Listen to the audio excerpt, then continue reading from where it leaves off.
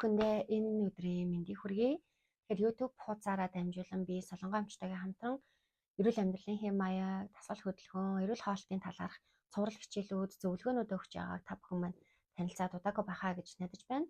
Тэгэхээр тэрхүү сургалтуудаа бол явуулна хичээлүүдээ эрүүл мэндтэй холбоотой бүхий л та бүхний хүссэн асуултанд хариулж хэрхэн эрүүл энгийн аргаар эрүүл аз жаргалтай амьдарч болох вэ талаарх сургалт бичлэгүүдээ бол орно.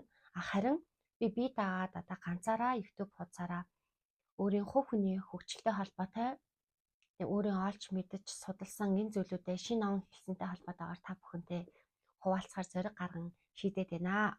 Тэгэхээр яагаад зориг гаргаж шийдсэн бэ гэхээр ялцчгүй энэ бол хувь хүний хөгжил, амьдралын зорилгыг хүндсэн чухал сэдвүүд байх болно.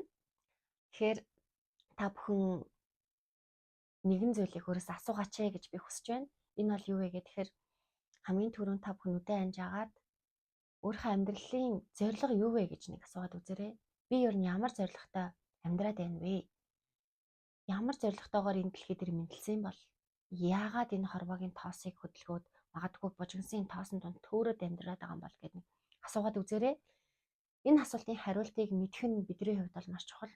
Яагаад гэхээр ингээл бидний нэг тансаг, тухтай байрын төлөө, тансаг тухтай машины төлөө, тэгээд нэг юм хоолоо олоод идчих нэг ажил төрөлч гэдэг юм уу те.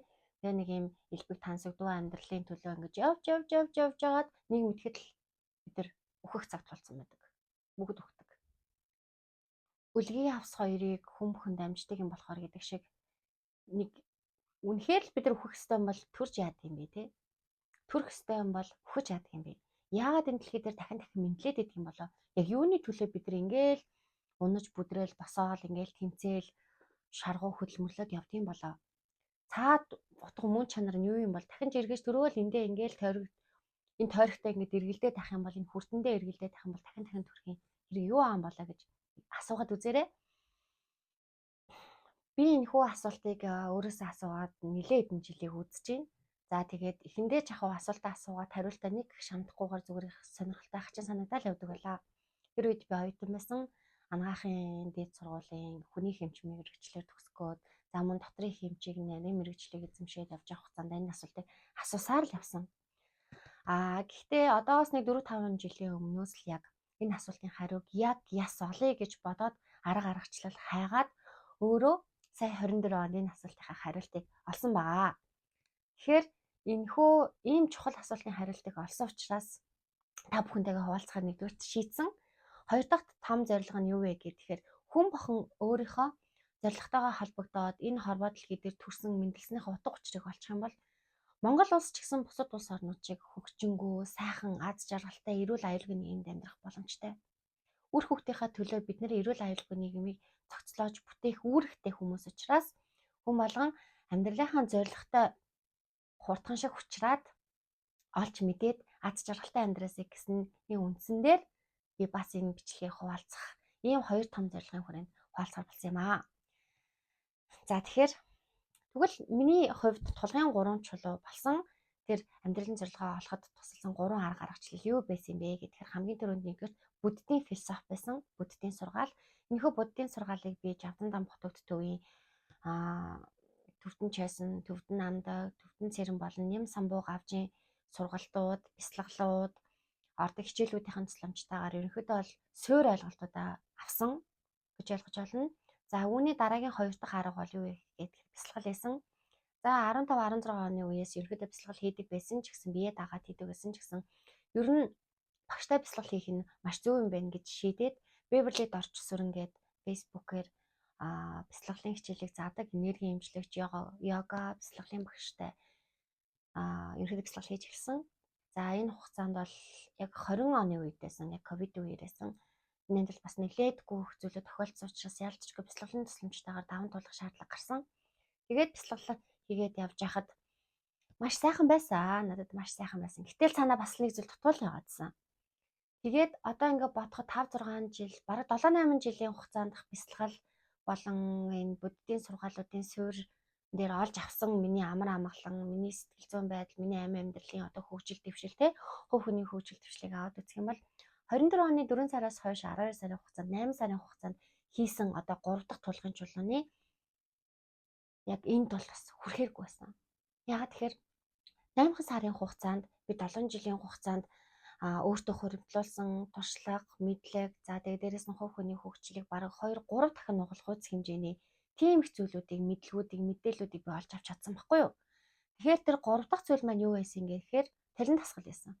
Талин дасгал. За энэхүү талин дасгалыг буддийн философид ч гэсэн бурхан буддаа заадаг. Гэхдээ яг энэ арга аргачлалыг бол ингэж миний нарийн төвшөнд сургууц хэмжээнд бол заагаагүй. Тэгэхээр би үүнийг санамсаргүй байдлаар YouTube-ээс сон гэдэг охины бичлэгээр олж авсан. За сонын Instagram хуудас болон сонын талаарх одоо олж мэдээлэл авч чадах хуудсыг би та бүхэндээ доор дэлгэрэнгүй тайлбар хэсэгтээр нь бас оруулна. За тэгэхээр энэ талин дасгал гэдэг зүйл юу юм бэ гэхээр Twin Flames Extension School гэж байдаг. Тэгсэнтэй ихэр дүүлүүдтэйгээ нийтэх хүсэлтэй байдаг тийм хүмүүст зориулсан юм талин дасгалыг заадаг тусгай дасгалжуулагчтай, дасгалжуулагч нарыг бэлтгэдэг тийм сургууль байдаг байхгүй юу? Гадаадад байдаг тийм сургуулийн арга аргачлалаар би талин дасгалыг сурсан гэсэн үг. Энэхүү арга аргачлалыг мөн адил нарийн мэдээлэл авах хүсвэл би мөн тайлбар хэсэгт оруулах болно. Тэгэхээр амьдралын зорилго гэдэг зүйл явж ихэр дүүл гэдэг ухагтхуунтай очиж холбогдож байгаа. Тэгвэл ихэр дүүл гэж юу юм бэ? Ихэр дүүл гэж хин юм бэ гэдэг асуулт гарч ирнэ. За энэ асуултыг асууж хайж явсаар бас нэлээдгүй хугацаа өнгөрсөн. Тэгэхээр ихэр дүүл гэдэг бол монголоор бол зүрэ гэж нэрлэдэг юм билэ. Энэ бол өөрөөр тайлбарлахад таны хувь заяаны хань ижил гэсэн. Энэхүү таныг яг 100% тольддог таны нөгөө тал.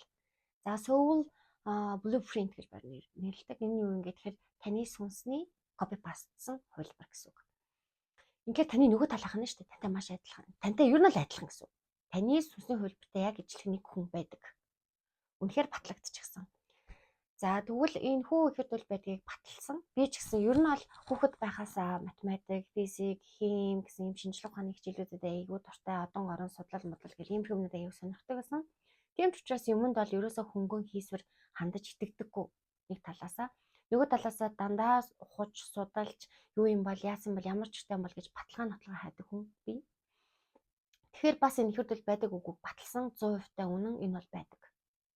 Таны хувь заяаны хань ижил гэдэг хүн байдаг. Таны сүнсний copy paste буюу яг ингээд хуулсан хувилбар байдаг. Тэгвэл энийг бас 3 зүйлээр би нотлсон. Би ч бахтай нотлсныг нь олж мэдсэн. За нэгдүгээр quantum physics гэж байдаг тийм маш нарийн физик. Quantum physics-ийн онолоор тайлбарлая л да. За quantum physics-ээр ингэж тайлбарладаг юм маш гоё жишээ. За нэг зоосыг нэг чирхэг зоосыг хайрцагт хийгээд бид нар сэгсрээд тэрхүү зоосыг хайцнаас ингээ харахад сүлдүү тоо юу гэдгийг харж болно тий. Тэгвэл маш сонирхолтой юу вэ гэхээр хоёр зоосыг хоёр тусад нь хайрцагт хийгээд орон зай цаг хугацаанаас үл хамааран тэр хоёр хайрцгийг сэгсрээд ингээ тавлаа гэж бодъё. Сүлдүү тоо юу гэж асуусан тийм ээ. Тэнгүүд нэг талын хайрцгийг нээгээд харахад сүлд тоогийн аль нэг гарлаа гэж зоосоо сүлд байлаа гэж бодоход нөгөө хайрцгийг нээхэд яг л сүлд гардаг. Бүр 100% сүлд гардаг. Энэ хайрцаг дах зүйл яг энэ хайрцаг дах зүйлтэй давхцдаг гэсэн үг. Мэдээлэл нь бүх зүйл нь давхцаастай байдаг. Quantum physics-ийн онолоор энерги онолоор энийг баталчихсан. Энэ хоёр хайрцагтай зоосны хооронд нүдэн дүүл харагдах нарийн холбоос байна. Маш нарийн холбоос. Үүнийг entanglement буюу орооцолтон гэж нэрлэчихсэн. Энийг зоосоор жишээ авсан болохоос яг адилхан гэсэн үг. Нэгсэндээ одоо нараа сараа гэрлээ гэдэг ийм нэг юм хүн байлаа да. Нөгөө талд яг түүнтэй entanglement буюу юм орооцолтоноор маш нарийн холбоосоор холбогдсон батад оржоо хин байдгийн ийм ихэр дүүлэн байгаа гэсэн үг. Энэ хоёрын хооронд болж байгаа процессыг маш адилхан. Үүнийг ихэр дүүл гэж нэрлэдэг да. Энэ хүний сонгосон сонголт, энэ хүний сонгосон сонголтууд ерөнхийдөө адилхан гэсэн үг. Яг л амьдралын зам занал нь адилхан. Энэ хүн амьдралдаа зөв сонголт хийгээд зөв жишээг яваа, зөв замаараа явж явах юм бол энэ хүн ч гэсэн зөв сонголтоо хийгээд зөв замаараа явна. Тэгээд энэ хоёрын хүн явсаар хагаад нэг газар огтлцсон. Тэгээд тэр үедээ нэгдэх буюу нийлэх гэж ярьдаг. Йога гэдэг үг чинь өөрөө нэгдэл гэсэн үг гэж манай бяцлаглалын багш маань хэлдэг. Бидний амьдралд нэгдэл гэдэг маш чухал гэдгийг мөн ихэр дүүлийн аян замналаас би ойлгож авсан. За хоёр дахь зүйл дээр юун дээр батлагдсан юм ээ гэх тэгэхээр буддийн сургаалаас энийг бас баталдаг. Юу вэ гэхээр бид нар нэг мэдэндээ тансан лам ингээд нэг судар залаад явдаг да, нэг юм сүн үхэн баажээ шороо өдрээр хамгаалуулаад тэгээд нэг юм дээр үед гардаг гэсэн кино. Тэр кинон дээр болохоор тансан лам өөрөө бурхан багшийн зүрхэн судар хоосон чанарыг онсон зүрхэн судрыг ингээд залж явж байдаг тухай гардаг байхгүй юу?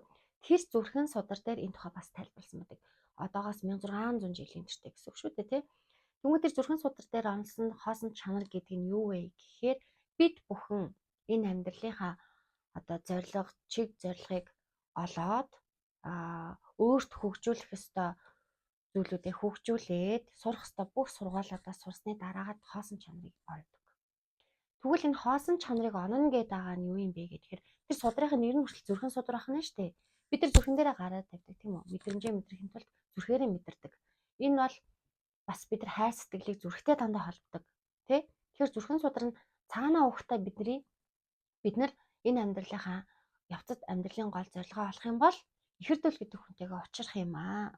Ихэр дүүлтэйгээ учирсан нь хоосон чанарыг онохдоо ижил юм аа гэдгийг бурхан багшийн зүрхэн судраар ерөнхийдөө баталсан байгаа. Миний хувьд. За 3 дахь нь юу вэ гэхээр за манай монголчууд тэнгэрлэг ард түмэн гэж ярьдаг те, тэнгэр шүтдэг, тэнгэрээ судалдаг. Тэгвэл тэнгэр ухаан дээр зүрэ гэд тэмдэглэж гисэн бүр ингээд тамгалчихсан байдаг юм билээ. Зүрэ буюу ихэр дүүл гэж. Тэгэхээр орчин үед л ихэр дүүл гэдэг зүйлийг судлаад байсан юм уу? Үгүй ахна штэ. Аль дээр үеэсээ манай монголчууд өвөг дээдсэн маань зүрэ гэдэг хүмүүсийг мэддэг байсан бахна. Ихэр дүүл буюу хувь заяаных нь хань ижилтэй л тэр тухайн хүүхдийг, тухайн хүмүүсийг гэр бүл болгодог. Тэр хань ижлээ олсноороо улс орон маш сайхан цэцгэлж хөгждөг. Ягаад тэгэхээр улс орны хөгжил, дэвшил бидний хувь хүний хөгжил дэвшилтэй шууд утгаараа холбоотой байдаг учраас. Тэгэхээр ихэр дүүлүүд нь зөв замаар явж хөгжиж цэцгэлэх тусмаа нөгөө хүн нь ч гэсэн зөв замаараа явж хөгжиж дэвшчихэдэг. Ингээд хизээ нэгэн цагт хувь заяа, хувь тохиоллоор маш сайхан өдөр тэр хоёр хүн учрахаас өөр аргагүй учирдаг байх нэ. За энэ талаар би судалсан байгаа. Тэр одоо та нараас асууж ихэр дүүл гэж хин юм бэ? Тэр хувь заяаны хань ижил гэдэг байгаа нь хин юм бэ гэж те. Тэгвэл ихэр дүүлийг хувь заяаны хань ижил гэд нэрлэлчихлээ. Ихэр дүүл гэдэг ойлголтыг мэдхийн тулд бид бүхэн бас нэг юм бусад ойлголтуудыг ч гэсэн ойлгох шаардлагатай байдаг юм билээ. Хамгийн түрүүнд эхнийх нь бол soul mate буюу сүнсний андууд. За хоёр дахь нь soul family буюу сүнсний гэр бүл. Гурав дахь нь karmic relationship буюу юм үйл өөрийн харилцаа. За тэгээд дөрөв дэх нь ихэр дүүл буюу өнөөдөр миний яриад байгаа зүрэ. Монголоор бол зүрэ. Тэгэхээр энэ зүрэ гэдэг талаар ярихаас өмнө soul mate яриа л да. Soul mate гэдэг бол сүнсний андууд гэсэн үг. Ямарваа нэгэн байдлаар танд нэг юм дотн сэтгэл төрүүлдэг, хамт байхад нэг тухтай, юугүй өөрт тохиолдсон бүх зүйлээ нэг ингэ яриад ойлголцоо таныг нэг юм ойлгодог хүмүүс байдаг шүү дээ. Дотн цаанаасаа таньдаг юм шиг. Тийм хүмүүсийг бол soulmate гэж нэрлэдэг. Эдгээр хүмүүс нь нэгээ дэмжиж, тусалж бас л мөн адилхан зөв зам руу чиглүүлэх үүрэг байлтай тийм хүмүүс байдаг. Гэхдээ soulmate-ууд хин нэгэндээ одоо сургаамж, сургуулийг сургах хэрэгтэй бол тэгээд сурсан тохиолдолд тэр хоёр зам салдаг. Салъя гэж салсангаа салаа замын ирэхээр саллаа гэдэг шиг soulmate-д бол салаал авчдаг. Soul family гэж байгаа. Энэ нь болохоор сүнсний гэр бүлүүд. Сүнсний гэр бүлүүд гэдэг нь бол тодорхой хэмжээнд одоо нэг нэгнтэйгээ гэр бүлийн ийм татан харилцаатай байх заяатай тийм хүмүүсийг хэлж байгаа. За ингээд зарим тохиолдолд хамаатан садангуудаас нэг зарим хүмүүст илүү нэг тийм татан байдаг штэ. Зарим хамаатныхаа үеэл нартай илүү татан байдаг. Тэд нар бол soul family-гийн нэг гишүүн бахна. Эдгээр хүмүүс нь бас л нэг том зорилгын дор нэгдэж нэг гэр бүлүүд болсон гэсэн үг. Хоорондоо тусалж дэмжиж нэг нэгээ хөгжүүлж нэг нэгээ өөдөн татаж тэг хэрэгтэй үед нь тусалж чин сэтгэлээсээ хайраар тусалж ингэж хөгжүүлж идэг хүмүүс байдаг бахнэ. За кармик буюу үйл өөрийн харилцаа гэхэл манайхан бүгд сөрөг зүйлийн талаар бодоод эхэлдэг.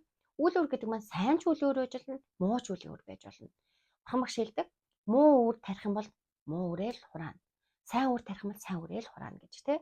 Энэ юу гэсэн үг вэ гэхээр зарим хүмүүстэй бид нар одоо хүн болоод энэ дэлхий дээр төрсэн байгаа юм чинь нийгмийн харилцаанд ордог. Бүгд нийгмийн харилцаанд ордог. Нэг нэгнээсээ тусдаа ганцаараа амьдрын гэж байхгүй шүү дээ. Ямар ч тохиолдолд тийм үед санаатай болон санамсаргүй байдлаар нэгэндээ сайхан үйлдээд буян хурааж болно. За зарим тохиолдолд нэг хин нэгэнд одоо муу үйл хийгээд санаандгүй ч юм уу санаатайгаар ч юм уу тий. Тэгээ тэрхүү үлийн үрийн одоо харилцаагаар хоорондоо холбогдчихж болно. Ингэсэн тохиолдолд үлийн үрийн харилцаа үүсдэг. Тэр үлийн үрийн харилцаа нэгсэндээ тэр үйл үрийн харилцаанаас сурах ёстой зүйлээс сурсан л тохиолдолд тэр холбоо маш хэврэг тасардаг. Тасрал та дараагийнхаа шат руу ахин хөгжин хэрвээ нэг газараа гацхыг хүсвэл гацна. Гацхгүйгээр би дэвшнэ, хөгжнөө тий хаан тултал нь хөгжил байна. Би тийшээгээ очих болно гэсэн зорилго тавиад тэмүүлэл тавиад дээшээгээ хөгжөөд явах юм бол та ихэр дөл буюу хувь заяаныхаа хань ижилтэй очдог бахны. Тэгвэл ихэр дөл буюу хувь заяаны хань ижлийн хоёрын хооронд байгаа тэр нарийн холбоог таслыгээч та тасалж чаддаггүй.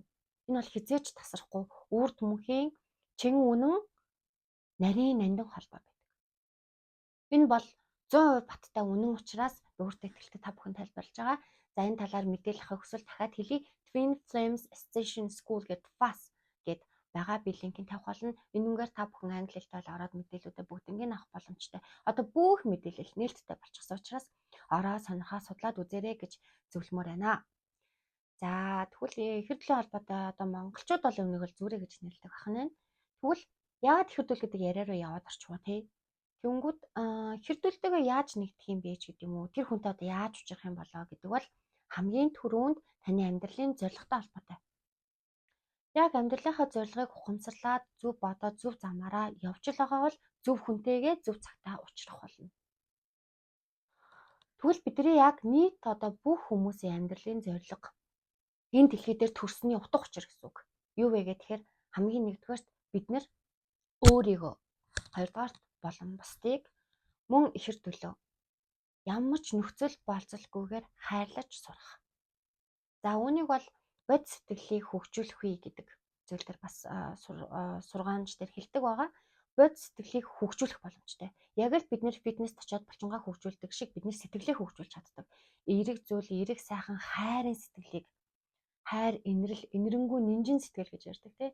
Нинж сэтгэлийг бид нар хөгжүүлэх боломжтой байдаг. Үүнийг бол бод сэтгэл гэж нэрлэдэг. Бодийн сэтгэлийг өөртөө хөгжүүлснээрээ бид нар өөрийгөө хамгийн түрүүнд өөрийгөө дараа нь ихэр төлөё. За өөрийгөө хайлж байна гэдэг нэгсэндээ ихэр төлөйг л хайлж байгаас ялгаагүй. Нөхцөл болцолгүйгээр хайрлаж сурах явдал юм. Бидний энэ дэлхий дээр төрсний утга учир өртөө л энэ. Ингээд нөхцөл болцолгүйгээр хайрлна гэдэг нь таны тэр хайр чинь таны эндээс зүрхнээс ундарч гарч идэг. Тэр хүнийг муухай ааштай, эрх зантай, байгаа байдлаар нь яг байгаагаар нүг мөн чанараар нь хүлээж авч хайрлаж энэрч сурах нинжин сэтгэл юм аа. Үүнийг л бид нэр сурах гэж энэ дэлхий дээр төрсөн юм аа. Гэхдээ за тэгвэл тийм юм байна. Төрсөн шалтгаан нь энэ юм байна. Тэгвэл хувь хүний амьдралын зорилго өөр байдаг. Яагаад тэгэхээр би тавтагдчихгүй цор ганц. Миний ихэр дэл надад зориулагдаж энэ дэлхий дээр төрсөн миний хувь заяаны ихэр дэл гэдэг хүн бас тавтагдчихгүй цор ганц. Бусад хүмүүс бүгд тавтагдчихгүй цор ганц. Энэ дэлхий дээрх бүх хүмүүс өөр өөрсдийн гэсэн ихэр дэлтэй. Бүгд ихэр дэлтэйгээ байдаг. Гол нь тэр хүнтэйгээ нэгдэхгүй гэдэг нь өөрийнх нь л хувь хүний сонголтын асуудал байхгүй юу? За тэгэхээр бид нэр амьдралынхаа зорилго магадгүй одоо ингээд муу сайн, муухай сайхан гэдэг үг одоо Данзар авжигийн 2 гэдэг шүлэг дээр бас гардаг шүү дээ тий. Энэ шүлгнүүд бол бид нэр дандаа нэг юм боддын ухаанд ч гэсэн хэлсэн байдаг 74 мянган муу сэтгэл байдаг гэж бид нарт. 74 мянган муу сэтгэлийн үндсэн дээр бид нэр ямиг дандаа хоёрлж хуваадаг. Сайн хүн муу хүн, сайхан хүн муухай хүн гэж.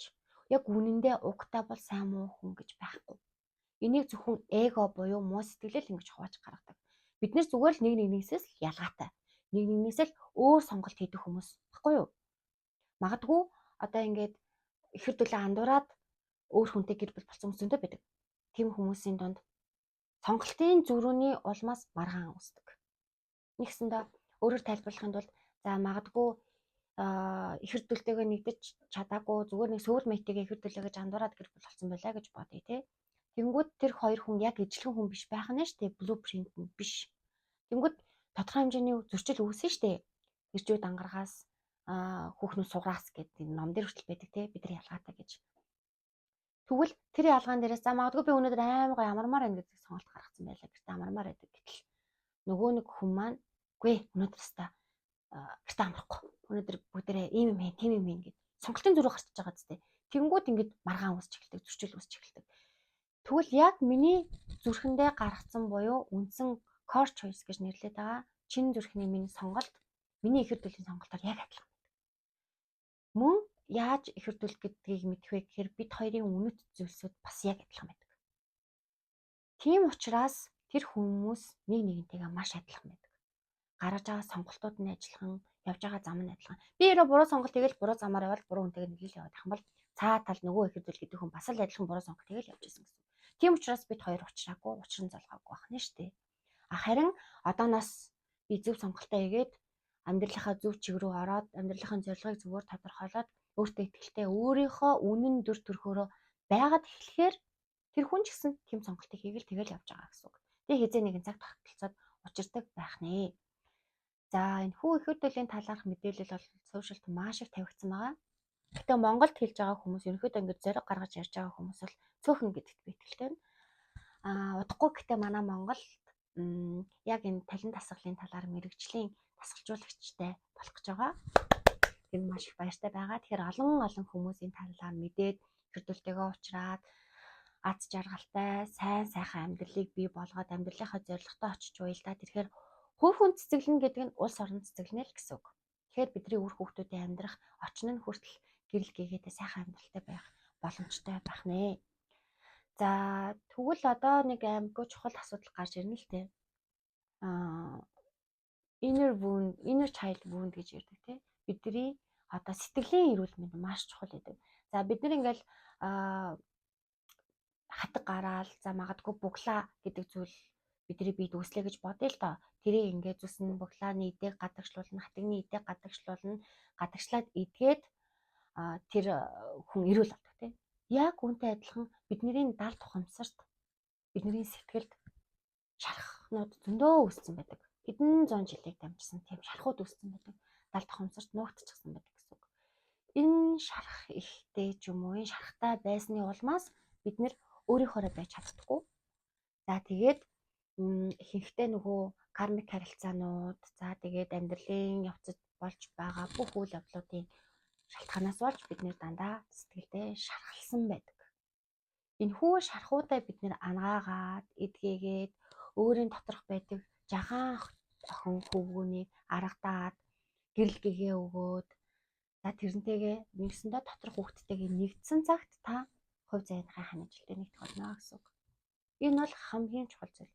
Тэгвэл ингэж өөрийгөө таньж мэдснээр хэрдүүлчин ч гэсэн өөрийгөө таньж мэднэ гэсэн үг. Тэгээд өөрийгөө таних нь шүү дээ. Тэгэхээр би ямар ч асуудалгүй хаа газар авч байгаа тохиолдолд эртлөө хараад таньчихна гэсэн үг. Чи миний хүн байна. Би чиний хүн байсан байна гэж таних боломжтой. Өөрийгөө таньж мэдсэн цаг. Тэгвэл өөрийгөө таньж мэдэхэд энэ талент дасгал гэдэг зүйл маш чухал юм шүү. Тэгэхээр дараагийн бичлэгээрээ би та бүхэнд талент дасгалын талаар зааж өгөх болно. Мөн тэрний дараа нь мэдрэмжийн талаар за мөн ихэр төлөвийг таньж мэдэх өөрийнхөө одоо ихэр төлөвийг таньж мэдэх хүн болгонд хүсэж байгаа бах тий. Ихэр төлөвөдөө таньж мэдэх ерөнхийдөө нэг 14 шинж байдаг. Тэрний талаар дэлгэрэнгүй хуваалцах болно.